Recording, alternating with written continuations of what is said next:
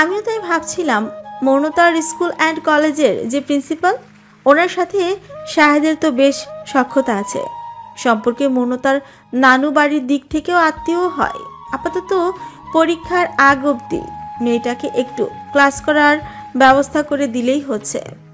মেয়েটা মনে হয় আবার সায়েন্সের স্টুডেন্ট।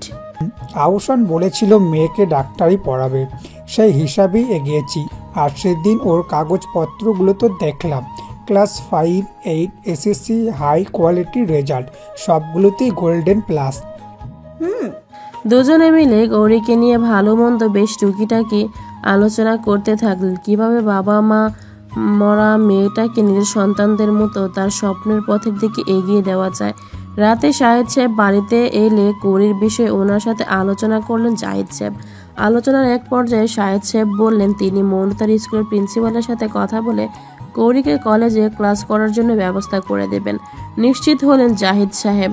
সেখান থেকে 2 দিন বাদে গৌরীকে নিয়ে কলেজে গিয়ে ওর বিষয়ে কথা বলে আপাতত ক্লাস করার ব্যবস্থাটা করে দিয়ে আসলেন শাহেদ সাহেব। তবে পরীক্ষাটা মেয়েটা এখানে দিতে পারবে না। পরীক্ষাটা তার নিজের কলেজের রেজিস্ট্রেশন অনুযায়ী সেখানেই দিতে হবে। নিজের অফিস কক্ষের কাচের বেষ্টনীতে ঘেরা ওয়ালের সম্মুখে 2 পকেটে হাত গুজে শটান দাঁড়িয়েছেন ইভান। নজরটা তার ব্যস্ত শহরের অলিতে গলিতে স্থির। 7 তলা ভবনের উপর থেকে ব্যস্ত নগরীর ব্যস্ত যানজট আর তার চেয়ে ব্যস্ত মানুষের চলাচলের আনাগোনা দেখে চলেছে সে। বিভিন্ন কর্মক্ষেত্রের বিভিন্ন পোশাকের মানুষের আনাগোনা চলছে, বাকি নেই। স্কুল কলেজে ভার্সিটি পড়ুয়া ছাত্রছাত্রীদের ব্যস্ত চলাচল সেখানে, এমনকি বিভিন্ন পোশাকে ভিন্ন ভিন্ন নারীর পথ চারণও। হঠাৎ নিবানের মনে হলো বাড়ির গাড়িটাও সে ব্যস্ত চলাচলের রাস্তায় ধীরে ধীরে সামনের দিকে এগিয়ে চলেছে। গাড়িতে কে বা কারা, আর এই অসময়ে কোথায় চলেছে? হঠাৎই আবার মনে হলো গাড়িটা তার অফিসের পার্কিং এরিয়ার দিকে টান দিচ্ছে। ব্যাপার কি? চাচ্চু আর সে কখন অফিসে চলে গেছে, তবে অফিসে আবার কে আসলো? ইভান নাকি অন্য কেউ? ইভান তো সহজে অফিসে পা মারায় না। আর অন্য কেউ কে? হয়তো বা প্রয়োজনে কেউ এসেছে। তবে অনেকক্ষণ যাবৎ অপেক্ষা করার পরও যখন মনে হলো অফিসে কেউ আসেনি, ব্যাপার অন্য কিছু। না হলে এত সময় বাড়ি থেকে কেউ এসেছে এটা তার কাছে ইনফর্ম হয়ে যেত। নিবান যে পাশে দাঁড়িয়েছিল সে পাশ থেকে গাড়িটার কিছু অংশ দেখা গেল, গাড়ির সামনের অংশ আর গাড়িতে কারা এটা দেখা যাচ্ছিল না। দ্রুত পা চালিয়ে নিজের অফিস রুমের সাথে নিজস্ব ক্যাবিনটায় চলে গেল নিবান।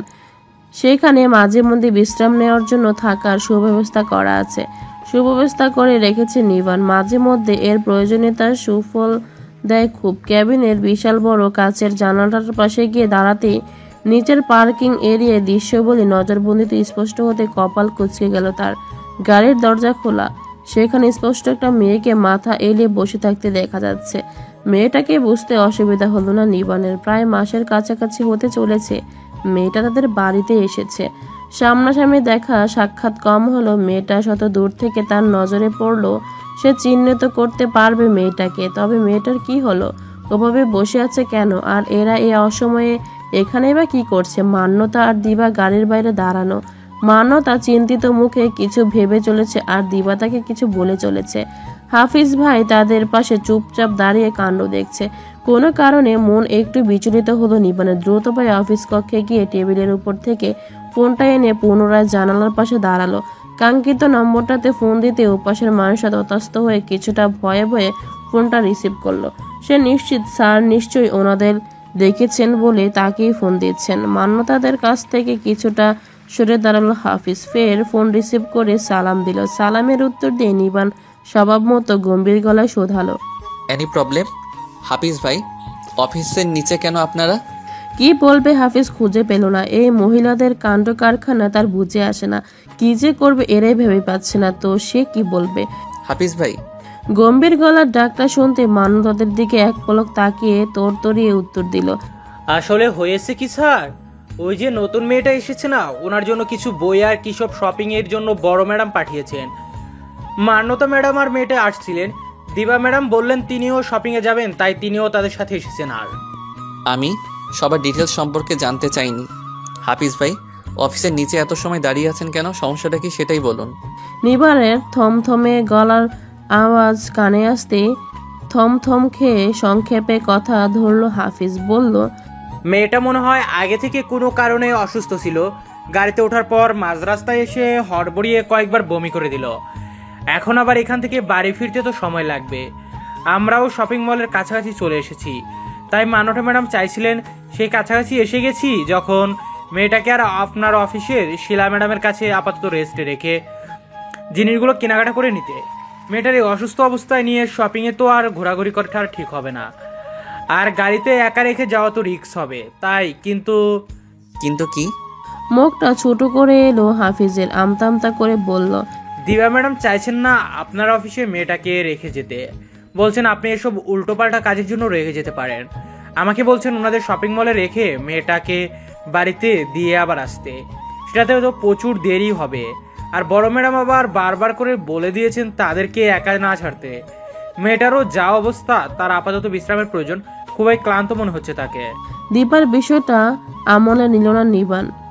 সে যে কি কারণে মেয়েটাকে অফিসে রাখতে দিতে চাইছে না এটা নিবানের থেকে ভালো কে জানে। তবে মেয়েটার যা পরিস্থিতি শুনছে, মেয়েটার তো আপাতত রেস্টের প্রয়োজন। তবে শিলাও তো অফিসে নেই। কিন্তু শিলা তো আজ আসেনি, সে তো ছুটিতে আছে। হাফিজের সাথে কথা বলল নিবানের দৃঢ় নজর স্থির গাড়ির সিটে নির্জীব ভঙ্গিতে মাথা এলিয়ে রাখা মেয়েটার পানে। সেদিকে লক্ষ্য রেখে গম্ভীর কণ্ঠে বলল, আমি নিচে আসছি। নিচে যেতে সময় নিল না নিবানের। হাফিজের নজরে পড়তে সে তথাস্থ হয়ে চুপচাপ দাঁড়িয়ে রইল। স্যার নিচে আসতে চেয়েছে এই খবর সে কাউকে দেয়নি, তাই নিবানকে নজরে পড়তে মান্যতার মুখ শুকিয়ে গেল। উল্টাপাল্টা কাজকর্ম দাদাভাইয়ের সহ্য হয় না। এখন কি না কি বলে বসে। যদিও দাদাভাই পরিস্থিতি বুঝে রাগারাগি করে, তবুও দাদাভাইয়ের এ ধীর চোয়ালের কঠিন মুখাবয়ব নজরে পড়লে অযথা কারণে বুক কাঁপে তার। নিবানকে নিচে দেখে দিবাও অবাক হলো। কিছু বলতে নেবে তার আগে শক্ত গলায় মান্যতাকে প্রশ্ন করলো, সমস্যা কি? ধীরচিত্রে এসে শটদন সামনে দাঁড়ানো শক্ত চোয়ালের মানুষটাকে একবার দেখে নিয়ে নমনীয় স্বরে মান্যতা বলল, ওর হালকা মাথা ব্যথা ছিল, মনে করেছিলাম বাইরে আসলে ঠিক হয়ে যাবে, তাই ও না আসাতে চাওয়া সত্ত্বেও ওকে নিয়ে এসেছি। ওর সামনে ফাইনাল পরীক্ষা, তাই বই সহ ওর কিছু পোশাক কেনা লাগতো। ও সাথে থাকলে বই পোশাক দুটো কিনতেই সুবিধা হতো, তাই মূলত নিয়ে আসা। কিন্তু ও এত অসুস্থ হয়ে পড়বে আমি বুঝতে পারিনি। ও অসুস্থ জেনেও ওকে নিয়ে আসা তোমার ঠিক হয়নি মান্য? বিস্ময় চোখে নিবানের দিকে তাকিয়ে আছে দিবা। কোন নিবানকে দেখছে সে? কৌরির হয়ে কথা বলছে নিবান? সম্ভব এটা নিবানই তো। সে ভুল কাউকে দেখছে না তো? দিবার বিস্ময় আরো কঠিন রূপে বাড়িয়ে দিয়ে নিবান ঘমঘমে গলায় মান্যতাকে আদেশ দিল, ওকে বাহিরে আসতে বলো। এবার মান্যতা চোখ বড় বড় করে নিবানের দিকে তাকালো। পরপর চোখ নামিয়ে নিয়ে কৌরির কাছে এগোলো। বিভিন্ন প্রশ্ন জাগলো মনে, তবে ভুলেও করলো না। গাড়ির সিটে চোখ বুজে মাথা এলিয়ে রাখা মেয়েটার ক্লান্ত মলিন মুখের দিকে তাকিয়ে তার ভীষণ মায়া হলো। খুব করে মনে হলো মেয়েটাকে জোর করে আনা তার একদম ঠিক হয়নি। কৌরিকে ডাক দিতে চোখ খুলল। কিছু আগের কথোপকথন শুনেছে সে। এমনিতেই মানুষটাতে তার ভয়, এবার ভয়ের সাথে সংকোচও কাজ করলো। বাইরে গিয়ে সে ওই মানুষটার সামনে দাঁড়াবে কি করে? তাই মান্যতাকে উদ্দেশ্য করে নিচু গলায় বলল, আমি আপাতত ঠিক আছি আপু, ওনার সামনে যেতে চাই না, প্লিজ আপু। আমি ওনাকে খারাপভাবে বলছি না আপু। কৌরির ভয় সংকোচের কারণটা জানে মান্যতা। সে আগেও খেয়াল করেছে দাদাভাই যেখানে থাকে কৌরি সহজে সেখানে যায় না। কারণটা তাদের মতোই। ওই কঠিন মুখাবয়বের মানুষটার সামনে সহজে তারা ভয়ে কেউ পড়তে চায় না। জানে দাদাভাই ওরকম কঠিন মুখাবয়ব করে থাকলেও সহজে বকা রাগ দেশ করবে না। তবুও ওই মানুষটাকে দেখলে একটা ভয় কাজ করে। কেন এটা তারা কেউ জানে না। হয়তো তার কম কথা বলা আর গম্ভীর স্বভাবের জন্য। কিন্তু এখন উপায় নেই, কথা না শুনলে দুদিকেই বিপদ। না বলো না, প্লিজ নেমে আসো করি। তোমার আপাতত বিশ্রামের প্রয়োজন। এই অবস্থায় তোমাকে নিয়ে ঘোরাঘুরি একদম ঠিক হবে না। আম্মু জানলেও বকবে, আর দাদাভাই জেনে গিয়েছে যখন উপায়ও নেই। তাই প্লিজ লক্ষ্মী বোনটি আমার, না বলো না, এবারের মতো বাঁচিয়ে দাও আমাকে। তার জন্য কেনাকাটা করতে আসা, আবার তার জন্যই তার কাছে অনুনয়। একটুও ভালো লাগলো না কৌরির। সবার জন্য কেমন একটা গলায় ভিতে থাকা কাটার মতো হয়ে গেছে সে। অন্তত নিজেকে তাই মনে হচ্ছে ইদানিং। তার দুর্বল পায়ে গাড়ি থেকে বের হলো সে। বের হতে সামনে দাঁড়ানো উঁচু লম্বা বলিষ্ঠদের কঠিন মোকাবয়ের মানুষটাকে দেখে মুখ মুচি করে নিল সে। হাফিজ ভাই গাড়িতে উঠুন, তাড়াতাড়ি কেনাকাটা শেষ করে ওদের নিয়ে ফেরার চেষ্টা করবেন। নিবানের গলার আদেশ পেয়ে দ্রুত পায়ে গাড়ির ড্রাইভিং সিটে গিয়ে বসলো হাফিজ। সেটা লক্ষ্য করে মান্যতাকে উদ্দেশ্য করে নিবান ফের বলল, মান্য গাড়িতে উঠে বসো, শপিং শেষ হলে যাবার সময় ওকে এখান থেকে নিয়ে যাও। কৌরি তড়িৎ গতিতে মুখ উঁচু করে মান্যতার দিকে তাকালো। মান্যতা তার দিকে অসহায় ভঙ্গিতে আগে থেকে তাকিয়েছিল। তার মুখাবয়ব বলে দিচ্ছে, পড়েছি জমের হাতে, এখন যা বলবে তাই শুনতে হবে। দুর্বল শরীরের পা থেকে মাথা পর্যন্ত রুমে রুমে কাঁটা দিয়ে উঠল কৌরির। তাকে এই জলদ গম্ভীর ভয়ঙ্কর মানুষটার সাথে আপাতত কিছু সময়ের জন্য থাকতে হবে। এর থেকে মানতা আপু তাকে এই অজানা শহরের অলিতে গলিতে ছুঁড়ে ফেলে দিয়ে যেতে বা নিজে হস্তে কোনো ক্ষুদ্রাত্ত ভাগের মুখের আহার বানিয়ে দিত তবুও ভালো ছিল। আল্লাহ, গাড়ি ছাড়তে ভাবনা কাটলো কৌরির। গাড়ির জানালা দিয়ে মুখ বের করা মান্যতার মুখটা দেখে ভীষণ কান্না পেল তার। সত্যি রেখে যাচ্ছে তাকে। গাড়িটা কিছু দূর যেতে নিবানের কণ্ঠে চমকে তার দিকে তাকিয়ে ফের মুখ নিচু করে নিল। আমি কোনো ভয়ঙ্কর জীব নই যে আমার সামনে এলে তোমাকে গিলে ফেলবো, চলে এসো। তখন মান্যতা আপুকে বলা নিচু গলায় কথাগুলো শুনে ফেলেছে লোকটা। শ্রবণ শক্তি কি তোগর, এবার থেকে এই লোকটা আশেপাশে থাকলে ভুলেও কথা বলবে না কৌরি। না হলে এই জলদ গম্ভীর গলার আওয়াজে তার রুগু শরীর ছেড়ে চিরতরে বিদায় নিতে সময় লাগবে না, যেমনটা এখন অনুভব করছে। ওই অদ্ভুত গলার খোঁজা মারা কথাগুলো শুনে তার হৃৎপিণ্ডে নিজ গতির সীমা ছাড়িয়ে চৌগুণ হারে লাফালাফি করে চলেছে। লাফালাফির হারের গতি বেগ মাঝে মধ্যে এত দ্রুত অনুভব হচ্ছে কৌরির। এই বুঝি বুকের পাঠা ভেঙে হৃৎপিণ্ড নামক যন্ত্রণা জমিনে ছিটকে পড়ল। অবান্তর অনুভূতিতে ক্লান্ত শরীরটা আরো দুর্বল অনুভব হচ্ছে। অহেতুক ভাবনাগুলো মন মস্তিষ্ক জুড়ে কিল বিলিয়ে বুকের ভিতরের ভয় আর শরীরের কাঁপুনিটা বাড়িয়ে দিতে চাইছে। তবুও লোকটাকে অনুসরণ করে তার পেছনে পেছনে যেতে হচ্ছে তাকে। আশেপাশে অনেক মানুষের পথ চারণরা চোখ পড়ল, মাথা উঁচু করে দেখার বিন্দুমাত্র ইচ্ছে পোষণ করলো না কৌড়ি। শরীর মন আপাতত দুটোই দুর্বল, কিছুই ভালো লাগছে না তার। শরীর চাইছে বিছানা আর মন চাইছে এর সামনে চলা ভয়ঙ্কর মানুষটার সঙ্গ ত্যাগ করতে। তারপর অদ্ভুত চিন্তা ভাবনা, ভয়, সংকোচ মিশ্রিত মাথা ঘুরানো অনুভূতি, সেই সবের জন্য আশেপাশে তাকাতেই তার ইচ্ছে করছে না।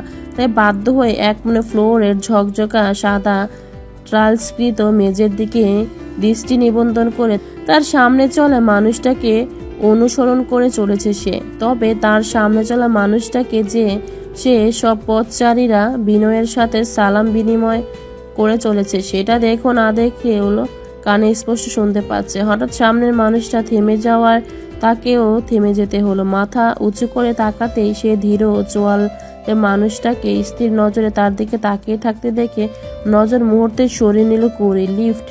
লিফট তার কাছে পরিচিত কিছু নয়, চড়া হয়েছে। তবে এসো। পা চালালো কৌরি। লিফটের ভিতরে গিয়ে মোটামুটি দূরত্ব বজায় রেখে শক্ত হয়ে দাঁড়ালো সে। লিফট চলতে পুনরায় মাথাটা ঘুরে এলো তার। বমি বমি ভাবটা আবার শুরু হলো। এখন কি করবে সে? এ ভয়টাই পাচ্ছিল। ক্লান্ত এট থেকে মাইগ্রেনের সমস্যা তার। মাথা ব্যথা শুরু হলে কড়া পেন কিলারও কাজ করতে চায় না। আগে মোটামুটি হতো, তবে ইদানিং কড়া পেন কিলারও কাজ হয় না। একবার কোনো কারণে মাথা ব্যথা শুরু হলে একটানা 2-3 দিন মাথা ব্যথায় ভুগতে হয়। তারপর গিয়ে সৃষ্টিকর্তার অশেষ রহমতে আস্তে আস্তে ব্যথা স্বাভাবিক হয়ে যায়। কড়া ঘুমের ওষুধ ছাড়া এই ব্যথা সাধারণ ব্যথার ওষুধে এখন আর নিষ্পত্তি হয় না। যদিও এই ব্যথা সহ্য পেয়ে গেছে তার, তবুও ব্যথার প্রতিক্রিয়া তো আছে। কাল ভেজা চুল নিয়ে দুপুরে ঘুমিয়ে পড়েছিল কৌরি, আর তার ফলস্বরূপ এই মাথা ব্যথার উৎপত্তি। মনে করেছিল রাতে ঘুমের পরে ঠিক হয়ে যাবে, তবে ঠিক না হয়ে বরং সারা রাত মাথা ব্যথায় ছটফট করেছে সে। মৃদু ধাক্কা দিয়ে লিফটটা থেমে যেতেই আগের থেকে দ্বিগুণ হারে গা গুলিয়ে আসলো কৌরির।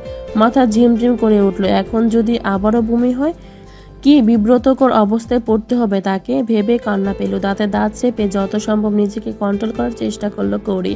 লিফটের থেকে তাড়াতাড়ি বের হয়ে আগে দুজনে আগে বেঁচে হাঁটলো। এবার নিবানের সাথে সাথে সামনে এগুলো সে। বিশাল বড় কাচের দরজাটা ভেদ করে 7 তলা ভবনের ভিতরে প্রবেশ করতে মুহূর্তে মাথা নিচু করে নিল কৌরি। আচমকা কতগুলো নজর তাদের দিকে পড়তে আড়ষ্টতা সংকোচ আরো দ্বিগুণ হারে ঘিরে ধরলো তাকে। সাথে বমি বমি ভাবটা যেন তীব্র হলো। অথচ পাশের মানুষটা কত সাবলীলভাবে বড় বড় পা ফেলে গন্তব্যের দিকে এগিয়ে চলেছে। আর পারল না কৌরি। স্টাফ রুমগুলো পার করতে না করতে নিবানের অফিস কক্ষের সামনে এসে হর হর করে বমি করে দিল। পা থেমে গেল নিবানের, কপাল কিছুটা কুঞ্চিত হলো অস্বস্তিতে। ফের কৌরির খিচে নেওয়া চোখ মুখের দিকে তাকাতে সে কুঞ্চিত কপাল মুহূর্তে সহজ হয়ে গেল তার। যে জিনিসটায় তার প্রচুর অস্বস্তি হয় পারল না সে জিনিসটা চোখের সামনে দেখো মেয়েটার থেকে দূরে সরিয়ে দাঁড়িয়ে থাকতে। দ্রুত বেগে কৌরির খুব কাছে গিয়ে দাঁড়ালো সে। দ্বিধা সংকোচ ছাড়াই বাম হাত দিয়ে শালীনতার সাথে তাকে আঁকড়ে ধরে। ডান হাতটা তার কপালে রেখে মাথা চেপে ধরল। রুক্ষ স্পর্শ পেতেই কেঁপে উঠল কৌরির সর্বাঙ্গ। বমির মধ্যেও ভয়ে কেঁদে ফেললো সে। ক্লান্ত অসহায় শঙ্কিত নজর জোড়া নিয়ে তাকালো মাথা চেপে রাখা মানুষটার পানে, যা কখনো সে আশা করেনি। সেই লজ্জাজনক পরিস্থিতিতেই পড়তে হলো তাকে। আর এতগুলো মানুষের সামনে লজ্জিত করলো এই মানুষটাকেও।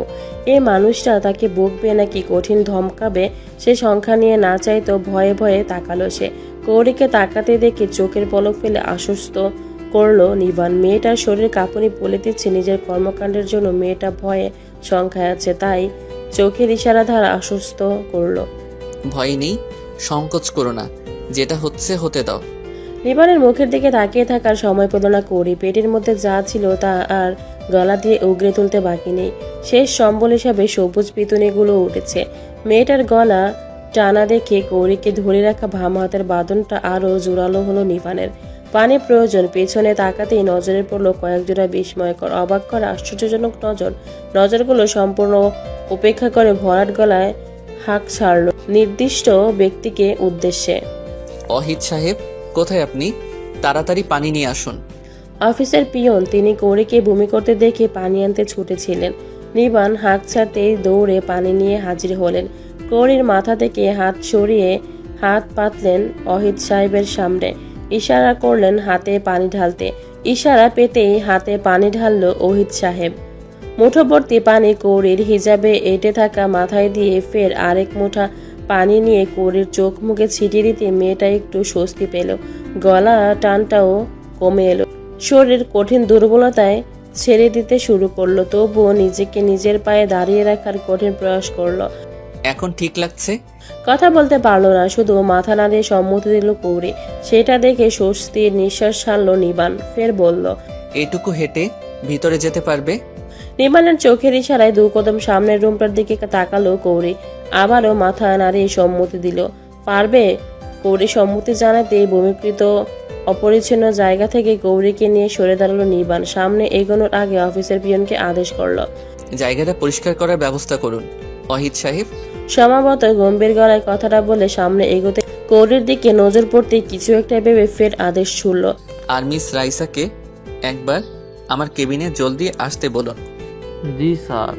সম্মতি জানিয়ে সরে দাঁড়ালো অহিত। নিবান ও কৌরিকে নিয়ে তার নিজস্ব অফিস কক্ষের ভিতরে চলে গেল। নিবান ভেতরে ঢুকতে বিভিন্ন বয়সী অফিস স্টাফদের চোখ ঘুরে ফিরে এলো সেই স্পেশাল অফিস কক্ষের বিশাল বড় ঘোটালো থাই গ্লাসের কাচের দরজা থেকে।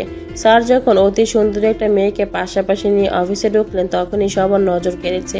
বেশ আশ্চর্য হয়েছে সবাই, যে যার চাকরির বয়স অনুযায়ী কখনো দেখেনি তাদের এই ধীর ব্যক্তিত্বের স্যারের সাথে কোনো মেয়ে সঙ্গ। অফিস অথবা অফিসের বাইরে কোথাও দেখেনি, এমনকি কানা ঘুষাও কখনো শোনেনি কোনো মেয়ে সম্পর্কিত বিষয়, যেমন স্যারের গার্লফ্রেন্ড বা এই ধরনের ধনী ব্যক্তিদের যেসব বিভিন্ন মেয়ে ঘটিত বিষয় সম্পর্কিত জানা যায় শোনা যায়, কখনো শোনেনি কেউ। এজন্য অফিসের যে কজন মেয়ে স্টাফ আছে সবাই এমডি স্যার মানেই ফিদা। সেই ধীর ব্যক্তিত্বের মানুষটার সাথে হঠাৎ কোনো মেয়ে সঙ্গ সবাইকে তো একটু চমকে দিল বটেই। আরও চমকে দিল বড় অফিসে মেয়েটাকে বমি করতে দেখেও একটু বিরক্ত হলেন না স্যার, বরং শালীনতার সাথে আগলে নিলেন এবং ধৈর্য নিয়ে শান্ত হয়ে মেয়েটার পাশে থাকলেন। নিশ্চয়ই মেয়েটার স্যারের স্পেশাল কেউ, না হলে এত যত্ন এত মায়া কেন এরকম মায়া মায়া করে। যত্ন করে কথা বলতে তো অফিসের নারী স্টাফদের সাথে কখনো দেখা হয়নি বা যায় না স্যারকে। সবাই তো স্যারের কঠিন ব্যক্তিত্বে আর জলদ গম্ভীর গলার আদেশে তথাস্থ থাকে। সবার জল্পনা কল্পনা শেষ হলো মিস রাইসাকে স্যারের রুমের দিকে ছুটে যেতে দেখে অফিসে যে কজন মেস স্টাফ আছে তাদের বসার জন্য আলাদা জায়গা নির্বাচন করা।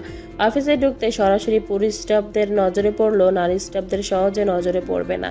তাদের কেবিনগুলো আলাদাভাবে। অফিসে ঢুকতে উত্তর সাইডে একটু ভিতরের পানে, বিদায় এত সময়ের কাণ্ড তাদের নজরে পড়েনি।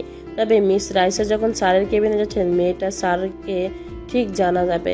নিবানের অফিস কক্ষের সামনে আসতেই নাক মুখ কুচকে ফেলল রাইসা। একজন ওয়ার্ড বয় অপরিচ্ছন্ন জায়গাটা পরিষ্কার করছে, তবে অকাজটা করলো কে? আশেপাশে কাউকে জিজ্ঞেস করারও সময় পেল না। স্যার হঠাৎ কেন ডেকেছেন অহিত ভাইকে জিজ্ঞেস করাও সময় হয়নি। সেখানে 1 সেকেন্ড দেরি হলে ওই গম্ভীর গলার ঠান্ডা হুমকে। যত সম্ভব টাইম মেনটেন করে চলার চেষ্টা করবেন। স্যারের উপরে ফিদা হলেও তার মুখের দিকে তাকিয়ে কথা বলার সাহস তার এখনো হয়ে ওঠেনি, আর হবে বলেও মনে হয় না। ভাবনা স্থির রেখে দরজায় নক দিল সে। May I come in sir? Yes. ভেতরে ঢুকতে চোখ জোড়ায় বিস্ময়ে চড়ক গাছ। স্যারের রুমে মেয়ে মানুষ? ও আল্লাহ, এ কি দেখছে সে? মাথা চেপে চেয়ারে বসা মেয়েটাকে লক্ষ্য করলো রাইসা। গাঢ় নেভি ব্লু কালারের সাথে সাদা মিশ্রণে একটা গোল ফ্রক জাতীয় জামা পরা, সাথে চুড়িদার, নেভি ব্লু ওড়নাটা 2 কাঁধে সেফটি পিন দিয়ে আটকে গায়ে জড়ানো, মাথাটা সাদা হিজাবে মোড়ানো। মাথায় হাত চেপে রাখায় মেয়েটার মুখটা দেখা যাচ্ছে না। তার হাতের খোলা অংশ বলে দিচ্ছে মেয়েটার গায়ের রংটা মারাত্মক চকচকে ফর্সা। আশেপাশের কোনো শপিং কর্নার থেকে ওনার একটা রেডিমেড যে কোনো ড্রেসের ব্যবস্থা করুন। হুঁশে ফিরল রাইসা। মেয়েটার কাছাকাছি দাঁড়ানো নিবানের মুখের দিকে তাকিয়ে ফের কুড়ির দিকে তাকালো সে। মাথায় প্রশ্নরা ভিড় করছে, মনে কৌতূহলে জমেছে গাদা খানিক। তবে প্রশ্ন করতে তাকে সাজে না, তাই চাইলেও করতে পারলো না প্রশ্ন। কৌতূহল সব চেপে সম্মতি জানালো সে, মুখে বলল, জি স্যার, আমি ব্যবস্থা করছি। পা ঘুরিয়েও কৌতূহলী নজরে কৌরির পানে একবার চাইল সে। মুখ ঘুরিয়ে যেতে নিতেই শুনতে হলো মেয়েটাকে ঘিরে স্যারের নম্র আচরণ। চোখে মুখে পানি দিলে একটু বেটার ফিল করতে। আর এমনিতেই তোমার ওয়াশরুমে যাওয়া উচিত, জামা চুড়িদার নষ্ট হয়ে গেছে। মেয়েটাকে ঘিরে তাদের দেখা ধীর স্বভাবের ব্যক্তিটার এত নম্র আচরণ আর ও কৌতূহল করে তুলল রাইসাকে। মেয়েটা স্যারের কে খুব জানতে ইচ্ছে করলো, তবে পারলো না। এমডি স্যারের অফিস কক্ষ থেকে বের হতেই অনেকেই কৌতূহলী জিজ্ঞেসও করে ফেললো মেয়েটা স্যারের কে, আর তাকে কি জন্য ডাকা হয়েছিল এটা বলতে পারলো। মেয়েটা স্যারের কে এটা বলতে পারলো না, তবে রাইসার মন বলছে মেয়েটা স্যারের বিশেষ কেউ। না হলে এত মুগ্ধ চাহনি নিয়ে তাদের দেখা ধীর স্বভাবের মানুষটা কি করে একটা মেয়ে মানুষের দিকে তাকিয়ে থাকতে পারে? সে মেয়ে মানুষ পুরুষ মানুষের চাহনির তফাৎটা বুঝে। স্যার যেভাবে ঘাড় দৃষ্টি ফেলে মেয়েটার দিকে মায়া মায়া নজরে তাকিয়েছিল, নিশ্চিত মেয়েটা স্যারের অতি কাছের কেউ। মাথাটা যন্ত্রণায় ছিঁড়ে যাচ্ছে গৌরের। আশেপাশে কে আছে, কি হচ্ছে দেখতে শুনতে জানতে কিছুই ইচ্ছে করলো না। তবে মেয়েটার সাথে নিবানের কথোপকথন সে শুনেছে। মেয়েটা চলে যেতেই তাকে উদ্দেশ্যে বলা কথাগুলো শুনতে এবার অস্বস্তিতে গা জারা দিয়ে উঠল তার। কি একটা পরিস্থিতির মধ্যে পড়েছে সে, না পারছে সহ্য করতে, আর না পারছে এই অস্বস্তিকর পরিবেশে ছেড়ে পালাতে। নিজের উপর চরম বিরক্তিতে চোখ মুখ তেতো হয়ে গেল তার। এমনিতেই পাশে দাঁড়িয়ে থাকা মানুষটার সামনে আতঙ্ক, ভয়, তার উপর বদ্ধ একই রুমে দুজনে। ভয়, লজ্জা, সংকোচ সব মিলে কি যে দাবানল হচ্ছে তার মধ্যে শুধু সেই জানে। নিবান হয়তো বুঝলো এভাবে থাকলে তোমারই অস্বস্তি বাড়বে, তখন আবারও বমিভাব পুনরাবৃত্তি হতে পারে। এমনিতেই প্রচন্ড অস্বস্তি লাগছে, ওয়াশরুমে যাওয়া খুব প্রয়োজন। তবে ভয়ের লজ্জায় কিছুতেই জড়তা কাটিয়ে উঠতে পারছে না কৌরি। তবে আর কত মানুষের জ্বালা আর বিরক্তির কারণ হবে সে? সবার কাছে যেন না চাইতো কাঁধে নেওয়া বাড়তি ঝামেলা আর বিরক্ততা। সে উঠে দাঁড়ালো কৌরি। সে উঠে দাঁড়াতে ওয়াশরুম দেখিয়ে দিল নিবান। মাথা নিচু করে সেদিকে এগুলো সে। বেশ কিছু সময় সেদিকে নীরব চেয়ে থেকে নিজের দিকে তাকালো নিবান। মেয়েটা মাথা নিচু করে বমি করা তার প্যান্টের নিচের দিকেও কিছুটা ছিটকে লেগেছে। চেঞ্জ না করলে নিজেরই অস্বস্তিতে ভুগতে হবে। অফিস কক্ষ সাথে লাগোয়া কেবিনের দিকে এগোলো নিবান। সেখানে রাখা কেবিনেট থেকে প্রয়োজনীয় জিনিস নিয়ে নিজে চেঞ্জ করে নিল। বাহিরে এসে দেখলো কৌরি এখনো বের হয়নি। নিজের চেয়ারে গিয়ে বসলো নিবান। সেখান থেকে কিছু সময় বাদে ফের দরজায় নক করলো। আসুন। রাইসা ভিতরে ঢুকলো, হাতে তার একটা শপিং ব্যাগ। রাইসাকে দেখে নিবান উঠে দাঁড়ালো। রাইসাকে উদ্দেশ্য করে বলল, আমি বাহিরে যাচ্ছি, ও ওয়াশরুমে আছে, ওকে একটু হেল্প করুন। আদেশ পেতে সম্মতি জানিয়ে ওয়াশরুমের দিকে এগোলো রাইসা। মেয়েটাকে দেখার জানার আরেকটা সুযোগ পেয়েছে। সে সুযোগ পেতে সম্মতি জানালো। এত আকর্ষণ সে দেখাতো না, তবে কঠিন ব্যক্তিত্বের ক্রাসিত বসের জন্য মেয়েটাকে জানায় দেখার আকর্ষণ মনে ভরপুর দোলা খাচ্ছে। ওয়াশরুমের দরজায় নক করতে গিয়ে মনে হলো কি বলে নক করবে। নিবান বড় বড় পা ফেলে বাইরে চলে যেতে গিয়েও দরজায় দাঁড়িয়ে পড়লো। পিছিয়ে ফিরে তাকাতে তার ধারণা ঠিক হলো, রাইসা ওয়াশরুমের দরজা নক করতে গিয়েও থেমে দাঁড়িয়ে আছে। ওর নাম কাশফিয়া। ইচ্ছে করে কৌরি নামটা বলতো না নিবান। চলে গেল। মনে মনে দুবার নামটা আওড়িয়ে ওয়াশরুমের দরজার নাম ধরে নক করলো রাইসা। সময় নিয়ে দরজা খুলতে নজরে পড়লো কৌরির শোভিত সুন্দর মুখখানা। মুগ্ধ নয়নে চেয়ে রইল কিছুক্ষণ। নিঃসন্দেহে অতি সুন্দরী মেয়েটা, এক নজরে যে কারো নজর মুগ্ধ হতে বাধ্য হবে। রাইসা নিজেও কম সুন্দরী নয়, তবে সামনে দাঁড়ানো লাবণ্যময়ী নারীর চেহারার কাছে সেই সৌন্দর্য কম মনে হলো। অথচ মেয়েটা ক্লান্ত, অসুস্থ দেখা যাচ্ছে। সেই মলিন মুখে অদ্ভুত মায়া মায়া ভাব। স্যারের কি হতে পারে মেয়েটা? গার্লফ্রেন্ড? এত ছোট মেয়ে, বয়সে তো তার তুলনায় বেশ ছোট বলে মনে হচ্ছে। যাই হোক, পরে জেনে নেওয়া যাবে। তবে মেয়েটাকে কি বলে সম্বোধন করবে? স্যার স্পেশাল কেউ বলেই তো মনে হচ্ছে। তুমি করে বললে আবার কিছু মনে করে নাকি? আবার আপনি বলতেও দ্বিধা হচ্ছে। মেয়েটা তার থেকে অনেক ছোট বলে।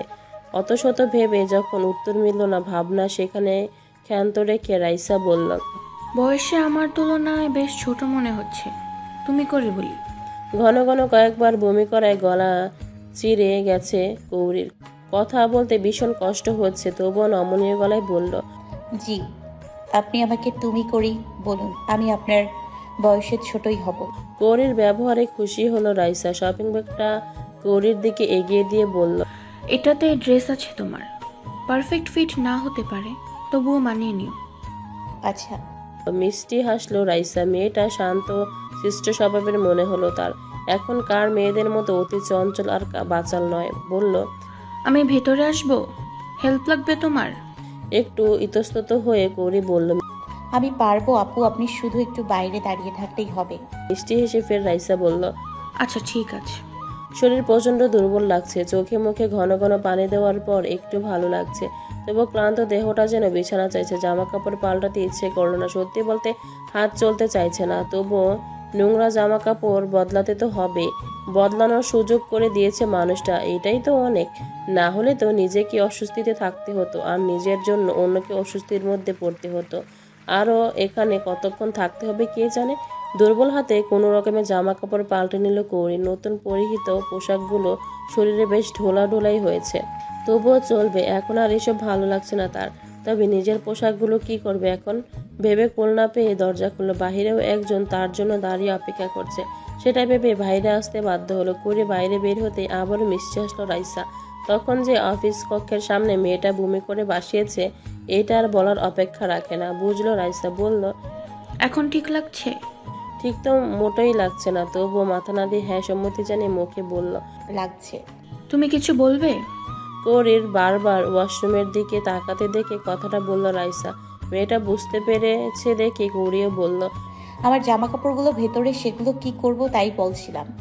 ওগুলো ওহিদ ভাই নিয়ে গিয়ে লন্ড্রিতে দিয়ে দেবে, তারপর তোমার কাছে পৌঁছে যাবে, ভেবো না। নিজের পছন্দ মতো গাঢ় সবুজ রঙা ঢিলাঢালা ড্রেসটাতে মেয়েটার বেশ লাগছে। গাঢ় সবুজের মধ্যে গায়ের ফর্সা রংটা রোদ্দুরে জল জল করা বালির ন্যায় চিকচিক করছে। ওর নাই মরিয়ে রাখা মুখটা কি সুন্দর শোভিত একখানা মুখ। মেয়েটার সৌন্দর্য রাইসা নিজেই যেন মুগ্ধ হয়ে গেল।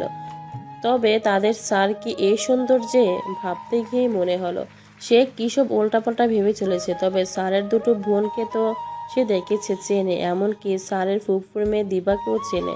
তবে এই মেয়েটা কে? কৌতূহল না নিজের মধ্যে দমন করতে পারল না রাইসা প্রশ্ন করেই ফেলল, তুমি স্যারের কি সম্পর্কিত হও?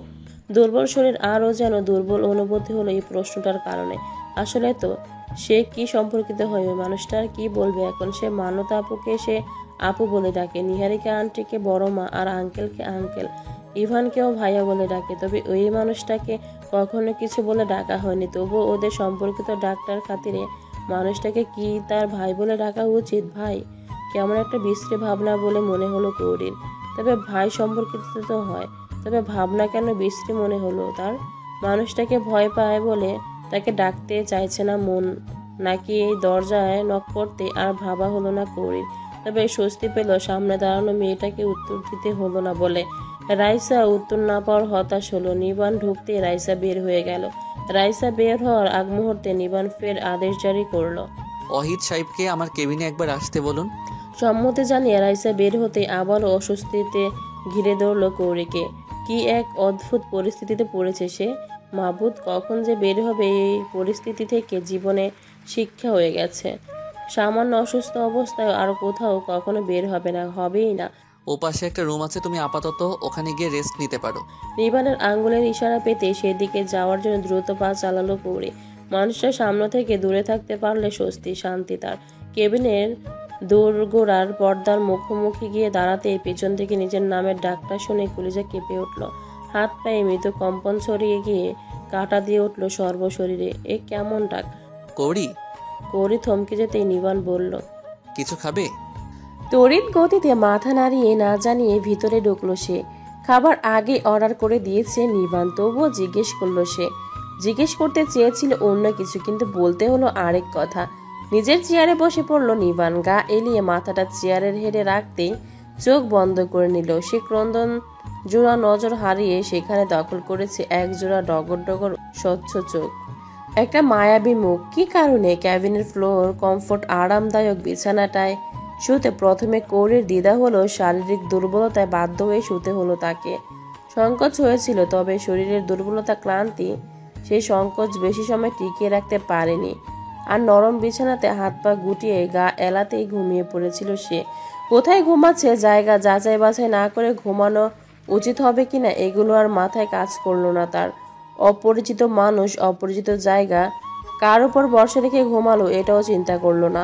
শুধু ক্লান্ত শরীরটা বিছানাতে দিতে ঘুমে বিভোর হয়ে গেল সে। হাত পা গুটিয়ে গায়ে মাথায় ওড়না পেঁচিয়ে ঘুমিয়ে থাকা মেয়েটাকে নজর স্থির রেখে দেখে চলেছে নিবান। দূর থেকে মুখটা আচ্ছন্ন, তবুও নিবানের সূক্ষ্ম নজর সেদিকে স্থির। ক্লান্ত মুখটা কি নিষ্পাপ দেখাচ্ছে। এত মুগ্ধ নজরে এর আগে কাউকে দেখেছে সে? মন বলে উঠল না। তবে এই মেয়েটাকে কেন দেখে চলেছে? কত ঘেন্না ছিল ভূমি জিনিসটাতেও তার, অথচ আজ একটু অস্বস্তি লাগলেও ঘেন্না করেনি। কেন? তার হৃদয় দখল করতে চাইছে, হৃদয়ের রানী হতে চাইছে মায়া হরিণীটা। May I come in sir? ভাবনা কাটলো, মুহূর্তেই শটান হয়ে বসলো সে। নিজের ব্যক্তিত্বের নিদর্শন বজায় রেখে গম্ভীর গলায় বলল, ইয়েস, কামিং। ভিতরে ঢুকতেই মুহূর্তে চারিদিকে নজর ঘুরিয়ে নিয়ে এলো রাইসা। মেয়েটা কোথাও নেই, তার মানে স্যারের স্পেশাল ক্যাবিনে। নারী মন বুঝে নিল মেয়েটা স্যারের বিশেষ কেউ। স্যারের পার্সোনাল অ্যাসিস্ট্যান্ট মৃদুল ভাই আপাতত ক্লায়েন্টদের নিয়ে ব্যস্ত, বিদায় ফাইলপত্রের সই স্বাক্ষর নিয়ে তাকেই দৌড়াদৌড়ি করতে হচ্ছে। যদিও এই কাজটা তার নয়, মৃদুল ভাইয়ের, তিনি ব্যস্ত থাকায় তাকেই করতে হচ্ছে। ফাইলগুলো টেবিলের উপর রেখে বলল, স্যার, ফাইলগুলোতে স্বাক্ষর দরকার। রাইসা বিশেষ কৌতূহলী নজর খেয়াল করলো সেদিকে, বিশেষ গুরুত্ব দিল না নিবান। স্বভাব মতো দৃঢ় গলায় বলল, ঠিক আছে, আমি চেক করে স্বাক্ষর করে দেব, আপনি আসুন। এর মধ্যে আবারও দরজায় নক পড়লো। নিবানের পার্সোনাল অ্যাসিস্ট্যান্ট এসেছে। ছেলেটা সকাল থেকে ব্যস্ত নতুন ক্লায়েন্টদের তদারকিতে। স্যার, সবকিছু কমপ্লিট। এবার ওনারা আপনার সাথে মিট করতে চাইছেন। ওকে, ওনাদেরকে আমার অফিস রুমে নিয়ে আসুন। মৃদুল চলে যেতেই রাইসাও অফিসের কক্ষের বাইরে যাবার জন্য পা বাড়ালো। কৌতূহলবশত পিছিয়ে ফিরতে দেখতে পেল স্যার বড় বড় কদম ফেলে কেবিনের দিকে যাচ্ছেন। কেবিনের দরজার সামনে গিয়ে বিশাল কাচের দরজাটা টেনে দিয়েছেন, সাথে বাড়ি পর্দাগুলো। আশ্চর্য, এত পজিটিভ মেয়েটাকে নিয়ে স্যার? এবার নিশ্চয় নয়, নিশ্চিত মেয়েটা স্যারের বিশেষ কেউ। নিবান পিছু ফেরার আগে দ্রুত পায়ে অফিস কক্ষের দরজা খুলে বাইরে চলে এলো সে। রাইসা চলে গেছে বুঝতে পেরে নিজেকে কাচের দেয়ালের সামনে স্থির করলো নিবান। গোলাটে কাচের দেয়াল ভেদ করে উপাসের শয়নরত আবছা নারী মূর্তিটির দিকে অবিচল নজরে চেয়ে রইল কিছু মুহূর্ত, ফের মৃদুস্বরে আওড়ালো, নারী, তুমি শুধুই ছলনাময়ী নও, জাদুকারিনীও বটেই। রান্না করে সন্ধ্যার চা নাস্তা বানাচ্ছিলেন নিহারিকা বেগম একাই। আপাতত সেখানে কেউ নেই। শাশুড়ি মায়ের পায়ের ব্যথাটা বেড়েছে, তাই আজ্ঞা পেতে তেল গরম করে নিয়ে রানে গেছে মালিশ করতে। সান্ত্বনা আপাতত বাড়িতে নেই, মা অসুস্থ, তাই ছেলেকে সাথে নিয়ে বাবার বাড়িতে গেছে, বিদায় একাই রান্নাঘরে ব্যস্ত কাজে মত্র তিনি। সিঁড়ি বেয়ে নিচে নামতেই মাকে রান্নাঘরে দেখে সেখানে ঢুকলো ইভান। নিহারিকা বেগম দেখলেন, তবে কিছু বললেন না। ইভান আরও একটু এগিয়ে গিয়ে চুলোর পাশাপাশি ক্যাবিনেটটার উপরে ঝপাত করে উঠে বসলো। বিরক্তিতে চোখ মুখ কুচকে ফেলেন নিহারিকা বেগম। কিঞ্চিত রাগ দেখে বললেন, আমি রান্না করছি, চোখে দেখিস না? শুধু নামই বড় হয়েছিস। একগাল হেসে মাকে ভুলানোর চেষ্টা করলো ইভান, ফের বলল, আমার না তোমার সাথে খুব ইম্পর্টেন্ট একটা কথা আছে।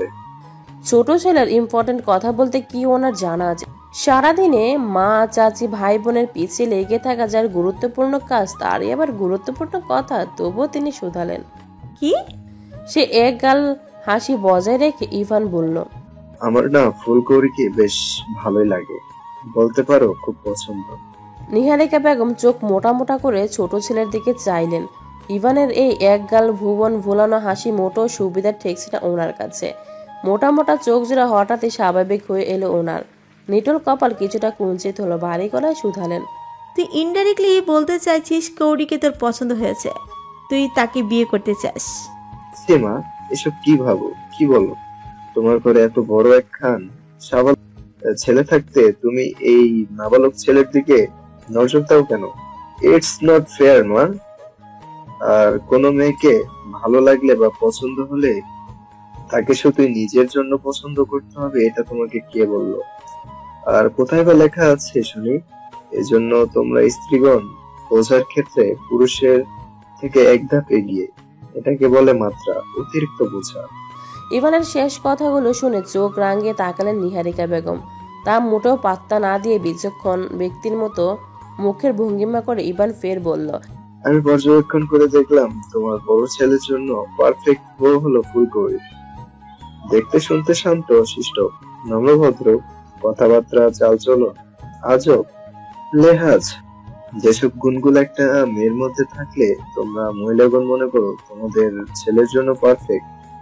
মেয়ে দেখতে গেলে ও তোমরা মহিলাগণ খুঁটিয়ে খাটিয়ে যেসব গুণগুলো খুঁজো, বের করতে থাকো, তার দুই একটা মিসিং হলেও অধিকাংশ গুণই খুঁজে পাবে ফুলকৌরির মধ্যে।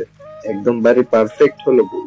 নিহারিকা বেগমের মনে হলো তিনি মেয়ে দেখতে এসেছেন আর মেয়ের বাপ ভাই মেয়েকে পার করার জন্য তার গুণগান গেয়ে চলেছে। আশ্চর্য হতে গিয়েও নিরাশ হলেন তিনি।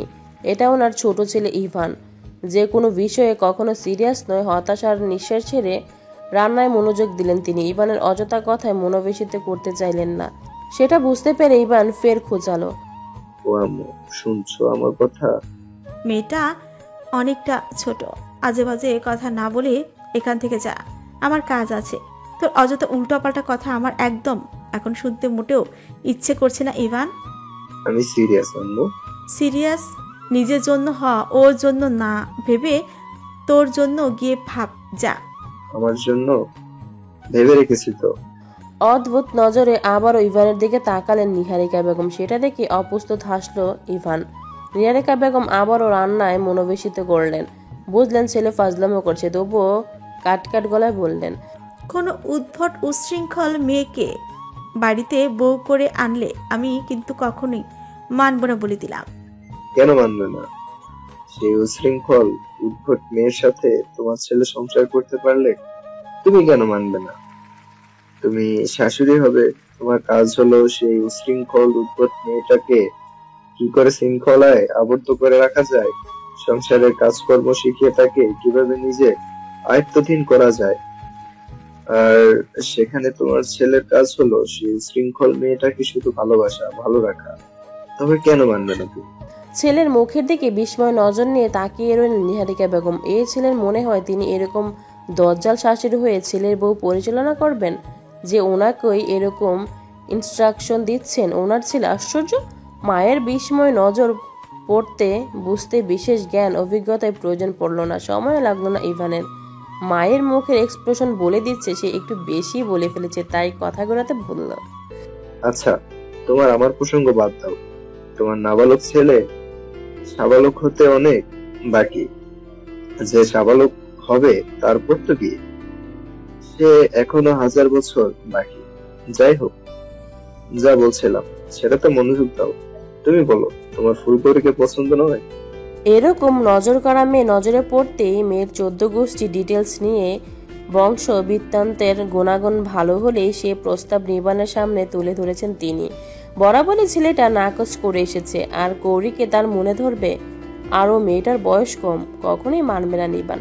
নিজের বয়সে পরিণত হওয়া সত্ত্বেও যখন বিয়ে করতে চাইছে না, তখন অপরিণত একটা মেয়েকে নিজের জীবনসঙ্গী হিসেবে মেনে নেবে, জড়াবে নিজের জীবনে? কখনো মনে হয় না নিহারিকা বেগমের ছেলে নিজে জীবনসঙ্গী বাছাইয়ের ক্ষেত্রে শুধুই সুন্দরীর কাঙ্গালি নয়, এটা তিনি বেশ বুঝেছেন।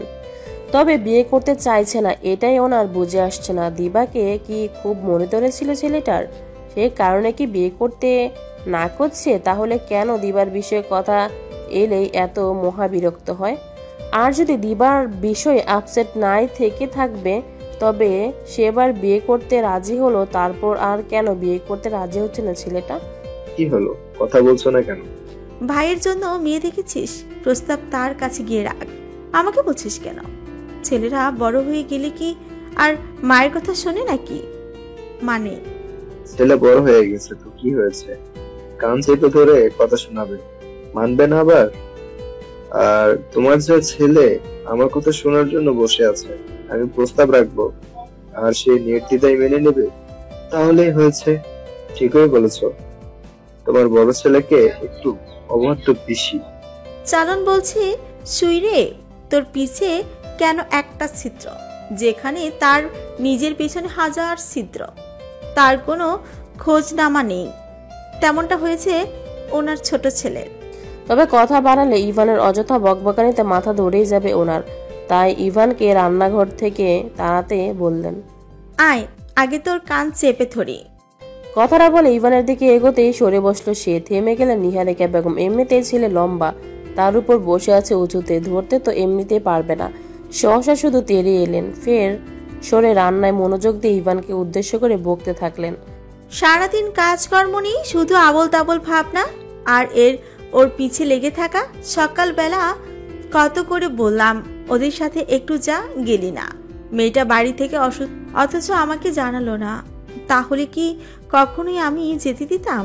সেই অসুস্থ অবস্থায় মেয়েটাকে নিয়ে রাস্তায় গিয়ে বমি টমি করে একাকার অবস্থা করে ফেলেছে। না পেরে তাকে অফিসে রেখে ওরা জিনিসপত্র কিনেছে। দেখলি মেয়েটা অসুস্থ, তাকে নিয়ে বাড়ি চলে আসবি না?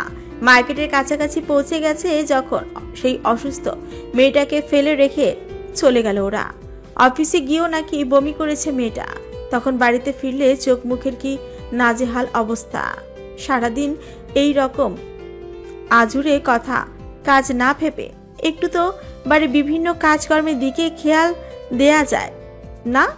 তা না করে সারাদিন মাথা আজুরে চিন্তা নিয়ে ঘুরে করব। অফিসে বমি টমি করে দিলে, অথচ তোমার সাংঘাতিক ছেলে কিছু বললো না? আশ্চর্য হয়ে কথাটা জিজ্ঞেস করলো ইভান। নিহারিকা বেগম এবার অতিষ্ঠ হয়ে গেলেন। এত কথা শোনালেন, তবুও এ ছেলের কানে ঢুকলোই না। এ কেমন ইতুরে ছেলে হয়েছে ওনার, দিন দিন ইতরোপেনা বাড়ছে, বই কমছে না। এবার কিছুটা রাগান্বিত হয়ে বললেন, ইভান এখান থেকে যা, আর একটা উল্টো পাল্টা বকলে কিন্তু সত্যি ভালো হবে না বলে দিলাম। মায়ের শান্ত মেজাজ বেশ কায়দা মতো বিগড়ে দিয়েছে, সেটা বেশ বুঝতে পারলো ইভান। আর রাগানোটা ঠিক হবে না ভেবে কেবিনেট থেকে নেমে দাঁড়ালো সে। বাহিরে যাবার জন্য পা বাড়াতে ফের দাঁড়িয়ে পড়লো। মায়ের দিকে তাকিয়ে বলল, আমি ফাজলাম করে বলছি না মা, আমি সিরিয়াসলি বলছি। দাদা ভাইয়ের জন্য ফুলকৌড়িকে আমার ভীষণ পছন্দ নিয়ে, মেয়েটার গুণাগুণ তোমার মতো, তাই বলছিলাম। আমার কথা ফাজলামো মনে হলে তুমি মেয়েটাকে দেখে সিরিয়াসলি নিয়ে না হয় একটু ভেবে দেখো। চলে গেল ইভান। সেদিকে তাকিয়ে এলেন নিহারিকা বেগম। একটা মানুষের বলা চলা একদিন দেখলে বোঝা যায় মানুষটা কেমন। সেই হিসেবে তিনি কৌরিকে দেখেছেন প্রায় মাসের কাছাকাছি সময়। নিঃসন্দেহে মেয়েটা খুবই ভালো, মনে ধরার মতন। তবে ওনার মনে ধরলে তো আর হবে না, ছেলেরও মনে ধরতে হবে। আর এইরকম দেখতে শুনতে মাশাআল্লাহ মেয়ের প্রস্তাব তো এর আগেও ছেলের সামনে উপস্থাপন করেছেন তিনি। মনে ধরেছে কই ছেলের, সেখানে কি কৌরিকে মনে ধরবে তার? মনে হয় না। নিহারিকা বেগমের দীর্ঘশ্বাস ফেলে কাজে মনোযোগ দিলেন তিনি। ইভান সিরিয়াসলি বললেও এবার তিনি সিরিয়াসলি নিলেন না। সকালবেলা খাবার খাচ্ছিল কৌরি। আজ থেকে তার কলেজ যাওয়ার কথা থাকলেও বড় মা তাকে যেতে দিলেন না। কাল অসুস্থ হয়ে পড়ায় আজও শরীরটা দুর্বল। অতিরিক্ত ঘুমে চোখ মুখ ফুলে ফেপে মুখটা ঢুল হয়ে আছে। মায়ের নজর সেটা দেখে বড় মা তাকে আর কলেজে যেতে দিলেন না। বললেন, আরও একটা দিন কলেজে না গেলে কিছুই হবে না, কিন্তু শরীর খারাপ হলে সবকিছুই বৃথা। তাই আর যাওয়া হয়নি। সত্যি শরীর ভালো না থাকলে কিছুই ভালো লাগে না। তারও যেতে ইচ্ছে করেনি। কি ফুলকৌরি, কাল থেকে তোমার দেখা শেখা নাই, কি ব্যাপার স্যাপার কি বলো তো শুনি। শুনালাম বমি টমি করে দাদা ভাইয়ের অফিস ভাসিয়ে দিয়ে এসেছো। ভালোই করেছো, তাকে জ্বালানোর লোক নেই, তুমি একটু জ্বালিয়ে এসে ভালোই করেছো। তবে ইচ্ছে করে ভাসিয়েছো নাকি দাদা ভাইয়ের ভয়ে, কোনটা? ডাইনিং টেবিলে বসতে বসতে কথাগুলো বলল ইভান। শেষের কথাগুলো গালে হাত চেপে ভ্রু নাচিয়ে জিজ্ঞেস করলো। এত সময় মাথা নিচু করে খেলেও এবার মাথা উঁচু করলো কৌরি। এতদিন এই লোকটাকে সে ভালোভাবে চিনে ফেলেছে। এইবারে সবার পিছে লেগে থাকা হচ্ছে এই লোকটার কাজ, আর তার পিছনে এক্সট্রা গোয়েন্দাগিরি করা হচ্ছে এই লোকটার আরো বহা মহা কাজ। বরাবরের মতো কণ্ঠের কোমলতা বজায় রেখে কৌরি বলল, কেউ ইচ্ছে করে বমি করতে পারে? আমি ইচ্ছে করে করেছি বলে আপনার মনে হয়? দারুণ যুক্তি। তবে কি বরাবরের মতোই দাদা ভাইয়ের ভয়ে করে ফেলেছো? এবার মুখটা শুরু করে ফেললো কৌরি। এখন তাকে কালকের ঘটে যাওয়া বিব্রতকর পরিস্থিতির বর্ণনা দিতে হবে। যদিও মানুষটাকে সে ভয় পায়, তাই বলে ভয় তো সে করেনি, পরিস্থিতিতে পড়তে বাধ্য হয়েছে। তবে ইভানকে সে বর্ণনা দিতে চাইল না, না হলে লোকটা আরো খেপাবে। কৌরির মনের কথা তো আর ইভান বুঝলো না। সে তার স্বভাব মতো অমায়িক হেসে বলল, তোমার ভয় কাটানোর একটা দারুণ আইডিয়া পেয়েছি ফুলকৌরি। তবে খাওয়া শেষ করে নাও, না হলে দাদা ভাই তোমার সামনে না থাকা সত্ত্বেও তুমি বিষম খাবে, এবং সেই বিষম না ছাড়ার সম্ভাবনাই বেশি। একটা মানুষের দুর্বল বিষয় পেলে হয় এ ছেলে সেটা নিয়ে তার পেছনে ইঁদুরের মতো লেগে থাকে। এখন আবার আর ওই ইঁদুরের মাথা থেকে কি আইডিয়া বের করলো কে জানে। কি হলো, তাড়াতাড়ি খেয়ে নাও নাকি বলবো? বলুন। তাহলে গেলে ভাত পানি কিছুই দিও না, না হলে আমার ভাবা আইডিয়াটা শুনে সত্যি তোমার বিষম লাগতে পারে। এবার অসন্তুষ্ট মুখে ইভানের দিকে তাকালো কৌরি। তা দেখে এসে ফেললো ইভান। বলল, আচ্ছা তুমি যখন শুনতে আগ্রহী তবে বলি, তবে বিষম টিসম খেলে কিন্তু আমার দোষ না তো? না চাইলেও মাথা নাড়িয়ে সম্মতি জানাতে হলো কৌরিকে। কৌরির মাথা নাড়াতে দেখে ইভান বিজ্ঞ ব্যক্তিদের ন্যায় বলতে শুরু করলো, আমি ভেবে দেখলাম যে জিনিসটাতে তোমাদের ভয় বেশি, সেই জিনিসটার কাছাকাছি থাকলে আমাদের ভয় ততটা করে না। যেমন মনে করো, কাল তোমাকে বাধ্য করে দাদা ভাইয়ের কাছে থাকতে হয়েছে। যতটা ভয় তুমি দাদা ভাইকে দূর থেকে পাও, কাছাকাছি গিয়ে ততটা অনুভব করেছিলে। কৌরি কি বলবে বুঝে পেল না। কি বলতে চাইছে সামনে বসা ছেলেটাকে সেটাও বুঝে আসলো না তার। তবে সত্যি বলতে দূর থেকে মানুষটাকে যতটা ভয়ঙ্কর মানুষ বলে মনে হয়েছিল, মানুষটা ততটাও না। আর ভয়টাও সে এভাবে অনুভব করেনি, বরং মানুষটা সব দিক দিয়ে ভীষণ কেয়ারিং বলেও মনে হলো তার। তাই ইভানের ভিতরে কি চলছে সেটা না বুঝে নিজে যা বুঝলো সেই ভিত্তিতে মাথা নাড়িয়ে না জানালো। অর্থাৎ সে ততটাও ভয় অনুভব করেনি। সেটা দেখে ইভান যেন যুদ্ধজয় লাভ করলো এমন ভাবে খুশি হলো। তা দেখে প্রশ্নে কপাল কুঁচকে গেল, কিছু বলল না কৌরি। পাওনি তাই তো?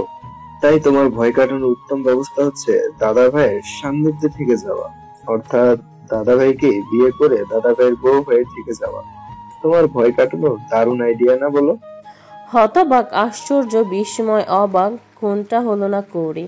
সব অনুভূতি মিলিয়ে ইভানের দিকে মুখ হাঁ করে তাকিয়ে রইল। বিষম লাগার থেকেও বাজে অবস্থা হয়ে গেছে তার।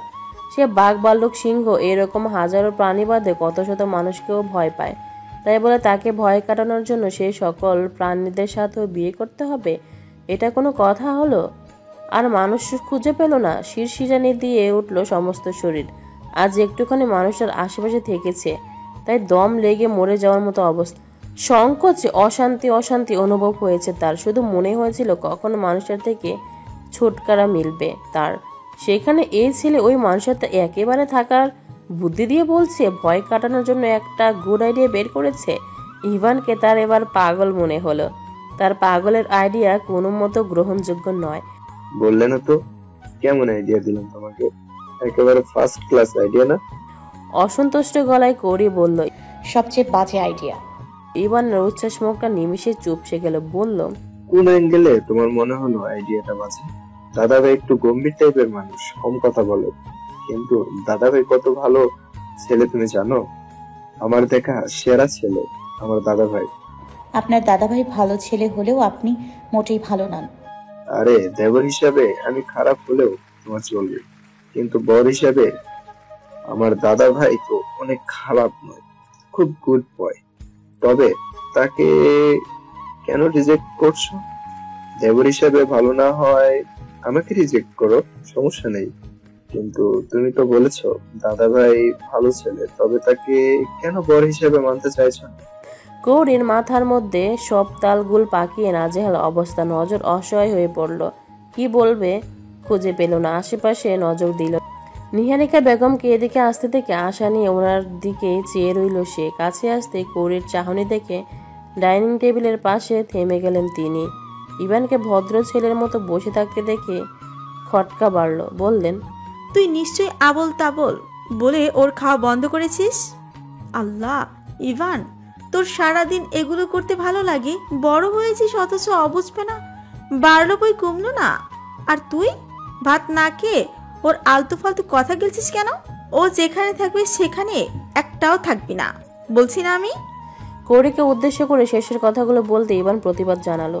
মা, এটা কিন্তু মোটেই ঠিক না।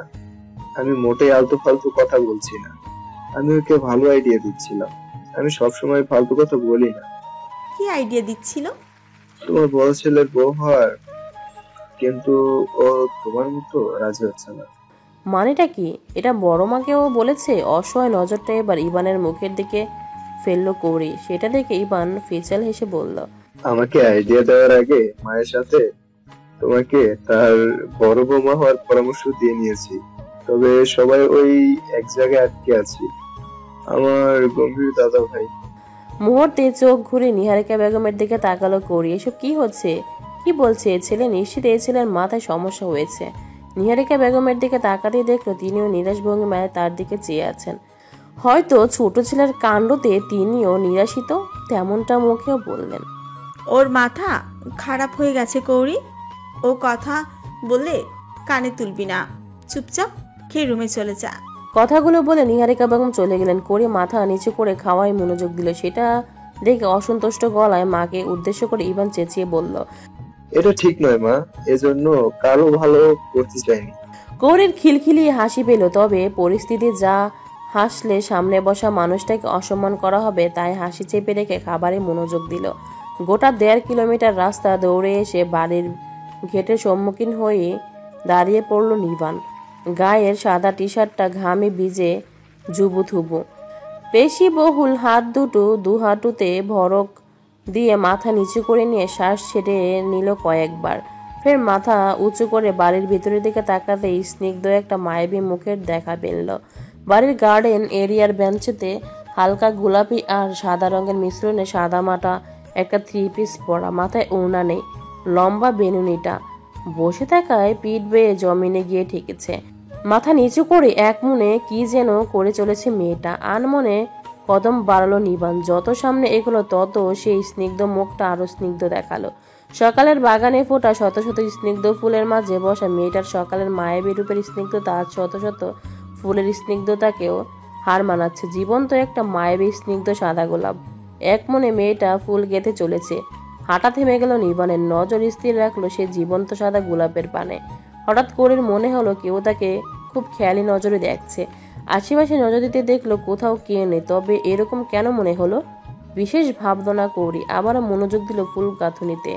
আনমনে হেসে বাড়ির ভিতরে ঢুকলো নিবান। দ্রুত পায়ে ছাদে চলে গেল। যাবার আগে রানী সাহেবাকে রান্নাঘরে দেখে কফির অর্ডারও দিয়ে গেল।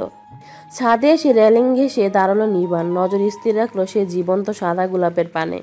কি হলো নিজের মন মস্তিষ্কের ভেবে পেল না নিবান। তবে সকালের ওই বাগান ভর্তি ফুলের মধ্যে বসা জীবন্ত গোলাপটা তার মন মস্তিষ্ক এলোমেলো করে দিয়েছে। তাকে দেখার নজরে তৃষ্ণা জেগেছে প্রবল। একই দৃশ্য, মেয়েটা নিজের কমল হাত দ্বারা এক মনে ফুল গেঁথে চলেছে। প্রেমে পড়েছে মন, প্রেমে পড়েছে, অচেনা এক মানুষ আমায় পাগল করেছে। সকাল সকাল গলা ছেড়ে গান গাইতে গাইতে কফির মগটা এনে রেলিং এর উপর রাখলো ইভান। কপাল একটি নয় অনেকখানি কুচকে পাশে দাঁড়ানো ছেলেটার দিকে চাইলো নিভান। ইভানের এরকম একটা গান গাওয়ার মানেটা কি? আর আজ ব্যাপার কি? বাহিরে দিগন্তে সূর্যটার আগেই তাদের বাড়ির সূর্যটা উঠে গেছে, যার সকাল হয়ে মধ্য দুপুরে সেই তিনি সূর্যটার আগেই দেখা দিলেন। কফি ঠান্ডা হয়ে যাচ্ছে। কফির মগটা হাতে নিল নিভান। মগটা ঠোঁটে ছুঁতেই সে দূর প্রান্তে বাগানে বসে মেয়েটার পানে নজর গেল। অদ্ভুতভাবে নজর জোড়াকে টানছে মেয়েটা। এই মেয়েটা চাইছেটা কি? হঠাৎই মন বলে উঠল, মেয়েটা চাইছে কোথায়? চাইছে তো সে। হঠাৎ মস্তিষ্ক বলে উঠল, সে কখন চাইল? তবে কেন মেয়েটা তাকে এত অদ্ভুতভাবে টানছে? এই ফুলকড়ি। হঠাৎ ইভানের এমনটাকে ঘাড় ফিরিয়ে তার মুখের দিকে তাকালো নিভান। মানেটা কি? মেয়েটাকে এভাবে ডাকার কি প্রয়োজন? কত বড় ফাজিল ছেলে! তাকে যে অপ্রস্তুত ফেলার জন্য ফাজিলটা কাজটা করেছে বেশ বুঝলো নিভান। তবে অপ্রস্তুত তাকে দেখালো না, বরং নির্বিকার চাহনিতে চেয়ে রইল সে দূর প্রান্তের নারীটির দিকে। ইভানের ডাকে কৌরি উপরের দিকে চাইতে নজর অপ্রস্তুত হয়ে গেল তার। নজর ফিরিয়ে নেওয়ার আগে ইভান ফের বলল, আজকে যা তোমাকে লাগছে না, কুয়াশাচ্ছন্ন স্নিগ্ধময় সকালে স্নিগ্ধতম জীবন্ত ফুলকড়ি। বাগানের শত ফুল ও আজ তোমার স্নিগ্ধতায় হার মেনে যাচ্ছে। পছন্দের কফিটা হঠাৎই স্বাদহীন মনে হলো নিভানের। কেন? কোনো উপকরণ তো কফিতে কম নেই, সবকিছু তো পরিমাপ মতোই। খুব মনোযোগ দিয়েও খাচ্ছিল এত সময়। তবে হঠাৎ কেন বিষাদে পরিণত হলো? ভালো লাগছে না কেন কফিটা আর খেতে? কফির মগটা ঠোঁটে চেপে থাকলো। মগের ভিতরের অসমাপ্ত তরল পদার্থটা দাঁতের ফাঁক দিয়ে আর কেন গলাতে নামতে চাইছে না। এত বিষাদ! কফির মগটা শক্ত হাতে চেপে রেখেছে নিভান। মোটা সোটা পরিপুষ্ট সিরামিকের কফি মগটা না হয়ে যদি সাধারণ প্লাস্টিক বা কাচের কোনো মগ হতো, হয়তো এত সময় জিনিসটা ধুমড়ে মুচড়ে হাতের মুঠোয় চলে আসতো। হঠাৎই এমন অনুভূতি হওয়ার কারণটা কি বুঝেও বুঝতে চাইল না সে। তবে মেয়েটার সাথে ইভানের ফ্লার্টিং এর ব্যাপারটা বুঝতে চেষ্টা করলো। যে মধুময় বাক্যগুলো মেয়েটাকে উল্লেখ করে আওড়ালো ইভান, তা কি শুধু ফ্লার্টিং নাকি তার মতো মনোভাব নিয়েই নিজের প্রিয় ঘুমটা বিসর্জন দিয়ে ছাদে এসেছে ইভান? তাহলে তখনকার গাওয়া গানটা কি মেয়েটাকে উদ্দেশ্য করেই ছিল? তবে কি মেয়েটার প্রেমে পড়েছে ইভান? মুহূর্তে গাড় ফিরিয়ে ইভানের হাসি হাসি মুখের দিকে তাকালো নিভান। নীরের চোখ সেই হাসি হাসি সুদর্শন মুখের দিকে কিছুক্ষণ তাকিয়ে থেকে পর্যবেক্ষণ করলো তাকে। ছেলেটা তো এমন স্বভাবেরই, তাই তাকে দেখে বিশেষ কিছু অনুধাবন করতে পারলো না। তবে কেন এই সাত সকালে ইভান এখানে? জিজ্ঞেস করবে কি? কি বলে বা জিজ্ঞেস করবে? সামনে তাকালো নিভান। নজর গিয়ে পড়লো সে কাঙ্ক্ষিত জায়গাটাতে গিয়ে। তবে মেয়েটা সেখানে নেই। পুরো লন এরিয়ায় চোখ ঘুরিয়ে নিয়ে আসলো নিভান। কোথাও নেই মেয়েটা। চোখ ঘুরিয়ে সে শূন্য বেঞ্চটাতে এনে স্থির রাখলো। মুহূর্তে কানে এলো ইভানের সুরেলো গলার প্রতিধ্বনি। এই তো কদিন আগে তুমি ছিলে অচেনা, আজ যে চোখের আড়াল হলো প্রাণে বাঁচিলে। তড়িৎ গতিতে পাশে ফিরল নিভান। ইভান পাশে নেই। পিছে ফিরে দেখলো ছাদের গেট পেরিয়ে সিঁড়ি পথে হাঁটা দিয়েছে সে। তবে কাঁটার মতো বিঁধে দিয়ে গেছে নিভানের মস্তিষ্কে গানের বার্তাগুলো। সেদিকে শান্ত নজরে কিছুক্ষণ তাকিয়ে থাকে। সামনে ফিরল নিভান। নজর রাখলো সে একই শূন্য স্থানে। তবে কি তখনের আর এখনের গাওয়া গানের বাক্যগুলো মেয়েটাকে উদ্দেশ্য করে গাইল ইভান? সে রকমই তো ইঙ্গিত দিল। কি মনে করে শক্ত হাতে চেপে রাখা কফি মগটা ছুঁড়ে মারল সেই শূন্যস্থানটিতে। নিশানা এত তীক্ষ্ণ ছিল, ঠিক জায়গায় মতো গিয়ে পড়লো কফি মগটা। হয়তো কৌরি সেখানে বসে থাকলে তার শরীরের কোথাও লেগে এত সময় ক্ষত হয়ে যেত। সেরকমই হয়তো দূর থেকে ছুঁড়ে দেওয়ায় ক্ষত হয়ে ভেঙে চুরমার হয়ে গিয়েছে মগটা। তবে শব্দ ফিরত আসেনি। কার উপরে এযথা রাগ? আর কি কারণে বা এই খেয়ালিপনা? চোখ বুজে ফেলল নিভান। মুহূর্তে বদ্ধ দুয়ারে বেসে উঠল স্বপ্নে দেখা কন্ত্রত সেই একজোড়া চোখ। তারপর নাফিমের মোটাসোটা বাহুভেদ করে একজোড়া ডগর ডগর বয়ার্ত নজর। সেদিন শেষ বিকালের লাল কমলা রঙা গোধূলি আলোয় শান্ত শোভিত সেই সুন্দর মুখাবয়ব। অফিসে নিজের স্পেশাল বেডে গুটিসুটি মেরে শুয়ে থাকা ঘুমন্ত মায়াবিনী এক রমণী। আরো কত কত স্মৃতি জোগাড় করে ফেলেছে এই নজর। কেন? সারাদিনে কত নারী নজরে পড়েছে, আশেপাশে কত সুন্দরীর ভিড়। তাদের সকলকে উপেক্ষা করে এই নারীটার চলা বলা কেন স্মৃতিচারিত করে জড়িয়ে দিয়েছে মন মস্তিষ্কে? সে কি নিজ থেকে চেয়েছিল স্মৃতি রমস্তন করতে? চায়নি তো। সাধারণ সব নারীদের মতোই উপেক্ষিতই তো করেছিল, তবে কেন আচমকা দখল করলো সে নারী তার হৃদয়? মন মস্তিষ্কে কত শত সৌন্দর্যময়ী একে এক নজর উপেক্ষিত করলো, তবে কেন এই মায়া হরিণটাকে উপেক্ষিত করতে পারলো না মন মস্তিষ্ক? আর না উপেক্ষিত করতে চাইছে কেন? এত সময় মন হাজারো প্রশ্ন আওড়ালো, মুখে বলল, ও নারী সত্যি জাদুকারিনী। সূর্যের এলোমেলো রশ্মি দিগন্ধে মিটিমিটি ছড়িয়ে পড়তে শুরু করেছে। লো কঠিন যন্ত্রের ন্যায় শক্ত হয়ে দাঁড়িয়ে থাকা নিবান সে উদয়িত সূর্যের পানে তাকালো। শক্ত চোয়ালে কঠিন মুখাবয়ব করে সেদিকে নিরেট নজরে চেয়ে রইল। সকালের উদিত হওয়া সূর্যের রশ্মির তীক্ষ্ণতায় চেয়েও তার মুখাবয়বের তীক্ষ্ণতা চাহনি যেন ভারী ঠেকলো। অকারণে কেন এই কঠিন ভাবমূর্তি এই তীক্ষ্ণতা ভর করলো নিজের ভিতর বাহিরে জোরে। বুঝতে পেরে আরো শক্ত হয়ে এলো নিজের মুখাবয়ব। মুখ নয়, এবার মন বলল, যদি সে সত্যি জাদুকারিনী হয়ে থাকে, তবে সে জাদু বলে শুধু তাকেই রেখে কেন ক্ষান্ত হচ্ছে না? অন্য কেউ কেন সে জাদুতে মোহাবিষ্ট করছে? কেন? সূর্যের রশ্মি বাড়তে ঘেমে নিয়ে একাকার হয়ে গেল। ললাট চিবুক গলা বেয়ে ধরিয়ে নোনা জল নামতে থাকলো। তবুও সেদিকে কালক্ষেপণ করলো না। কি কারণে নিজের প্রতি এ শাস্তি? মন বুঝলো, শরীর বুঝলো না। শরীর চাইল ছায়াস্থল, তবে মন ভ্রুক্ষেপহীন। আজ পুরো 1 মাস করিয়ে বাড়িতে।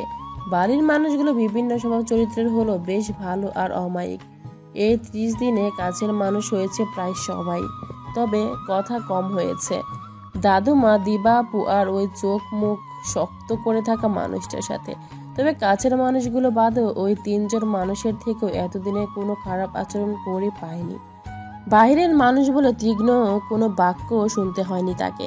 তবে কাল সন্ধ্যা থেকে জাহিদ আঙ্কেলের বোন ডালিয়া বেগম এই বাড়িতে পদার্পণ করার পর থেকে কেমন কপাল কুঁচকে অদ্ভুত নজরে তাকিয়ে থাকছে তার দিকে। কিছু তীক্ষ্ণ ছোট ছোট কটু বাক্যের শিকারও হতে হয়েছে তাকে। সেখান থেকে মন খারাপ করে দাদি আপার কাছে বাড়ি চলে যেতে ইচ্ছে করছে, একটুও থাকতে ইচ্ছে করছে না এই বাড়িতে। হঠাৎ কাল থেকে মনে হচ্ছে এত বড় আলিশান বাড়ি হওয়া সত্ত্বেও এই বাড়িতে শান্তি নেই। তার সুখ, তার শান্তি, স্বস্তির নিঃশ্বাস সব ওই ছোট্ট বাড়িটায়, যেখানে কেউ তাকে ছোট করে খোঁটা দিয়ে কথা বলার সাহস পায় না। খেয়ে থাকুক না খেয়ে থাকুক, কারো কটু বাক্য শুনতে হয় না। কেন দাদিয়াপা তাকে এখানে পাঠালো? যা ছিল কপালে তাই না হয়ে যেত, সইতো। তবুও পরাধীনতার শিকলে এভাবে জড়বস্ত্রন্যায় থাকতে হতো না। বিগত 2 দিন ধরে কলেজে যাচ্ছে কৌরি। আজ শুক্রবার, কলেজ না যাওয়ার কারণে নিজের জন্য বরাদ্দ করে দেওয়া রুমটায় বসে এক মনে কথাগুলো ভেবে চলেছে সে। রুমের বাইরে কেন জানি পা রাখতে মোটেও ইচ্ছে করছে না তার। নিজেকে কেমন ছোট মনে হচ্ছে। বাহিরের মানুষ আশ্রিতা, যদিও সে আশ্রিতা, তবে এই 1 মাসে এই বাড়ির কারো ব্যবহারে সেটা মনে হয়নি, যেটা আজ খুব মনে হচ্ছে। মন খারাপ তোমার ভুল করি? নাফিমের কথায় তাকালো তার দিকে, মুখে জোরপূর্বক হাসি টেনে উচ্ছ্বসিত কণ্ঠে বলল, মন কেন খারাপ থাকবে? তাহলে আমি এতবার ডাকলাম, শুনলে না কেন? ডেকেছে নাফিম। ভাবনা এত ডুবে ছিল খেয়াল হয়নি হয়তো। কণ্ঠের উচ্ছলতা বজায় রেখে বলল, তুমি ডেকেছিলে, আমি তো খেয়ালই করিনি, সরি। কৌরির পাশ ঘেঁষে বসলো ছেলেটা, মুখ ভার করে গম্ভীর কণ্ঠে বলল, আমি জানি তুমি কি ভাবছিলে। অবাক হলো কৌরি। কিছু বলতে নেবে তার আগে ফের শান্ত গম্ভীর কণ্ঠে বলল, পুপি মনের কথাই তুমি কষ্ট পেয়েছো, তাই না? জানো, ওনাকে না আমারও একটু ভালো লাগে না। সব সময় কেমন করে কথা বলে। আম্মু সিরিয়াল দেখে না, ওই সিরিয়ালের খারাপ কুটনি মহিলাদের মতোই ওনার কথার আচরণ, যা আমার একটু ভালো লাগে না। এজন্য আমার পুপিমণিকেও আমার একটু পছন্দ নয়। এসব কি কথা নাফিম? এভাবে বলতে নেই। উনি তোমার গুরুজন হন না? আর গুরুজনদের নিয়ে এভাবে বলতে আছে? বলতে নেই। নাফিম তো গুড বয়, আর গুড বয়রা কখনো ব্যাড বয়দের মতো কথা বলে না। নাফিমের মাথায় হাত বুলিয়ে কথাগুলো বলল কৌরি। চোখ তুলে তাকালো নাফিম, মুখ এখনো তার ভারাক্রান্ত। বলল, পুপিমণি ভালোভাবে কথা বলতে পারে না। ভালো করে কথা বললে তো হয়ে যায়, তবে কেন বলে না? তিনি ভালো করে কথা বলে না, এই জন্য তো ওনাকে আমার ভালো লাগে না।